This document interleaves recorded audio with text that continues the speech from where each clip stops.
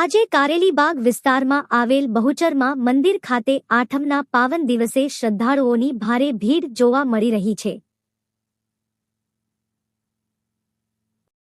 માતા બહુચરમાના દર્શન માટે વહેલી સવારથી જ ભક્તો મંદિરે ઉમટી પડ્યા હતા.